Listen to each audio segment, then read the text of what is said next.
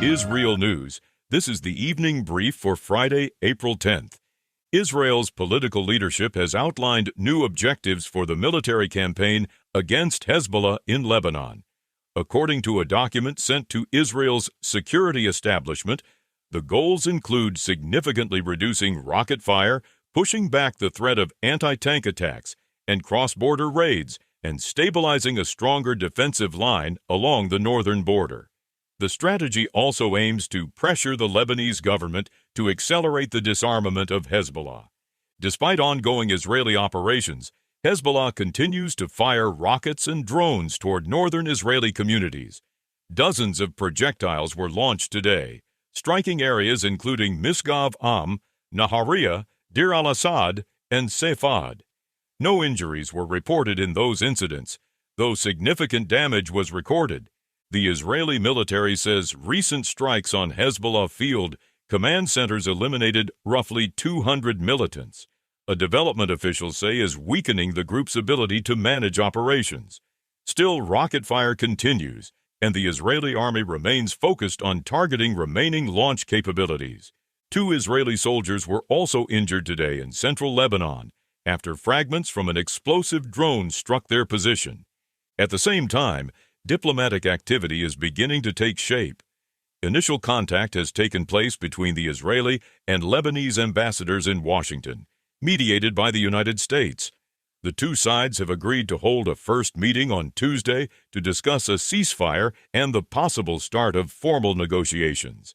Israel's ambassador to the United States says Israel will participate in talks with Lebanon, but will not negotiate a ceasefire directly with Hezbollah. Meanwhile, regional diplomacy continues on another front. Iranian parliamentary and foreign ministry officials have arrived in Islamabad ahead of expected discussions with U.S. representatives. President Donald Trump says the United States will not allow Iran to impose fees on ships passing through the Strait of Hormuz, reiterating that Iran will not be allowed to obtain nuclear weapons. Intelligence assessments, cited by the Wall Street Journal, suggest Iran still retains thousands of ballistic missiles and launchers stored in underground facilities. According to reports citing U.S. intelligence documents, the United States is also increasing its military presence in the region. Fighter aircraft and attack planes have recently arrived in the Middle East, along with roughly 1,500 to 2,000 troops from the 82nd Airborne Division. Additional Marines and naval forces, including the aircraft carrier George H.W. Bush, are also moving into position. Israeli officials say they are preparing for the possibility that talks between Washington and Tehran could collapse. A senior Israeli source says Iran has suffered heavy damage in the campaign, but that much of the destruction could eventually be repaired, meaning renewed fighting may be required if a meaningful agreement is not reached. On the Gaza front, internal Hamas documents suggest the group is refusing to discuss disarmament unless Israel fully withdraws from Gaza and lifts the blockade. This, according to Israel's Kan television.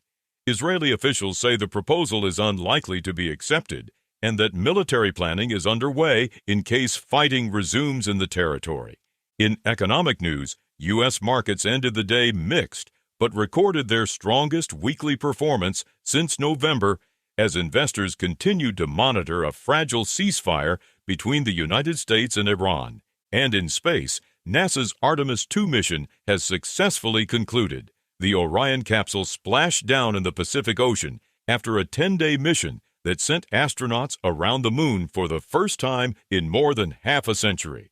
Those are the latest headlines from IsReal News.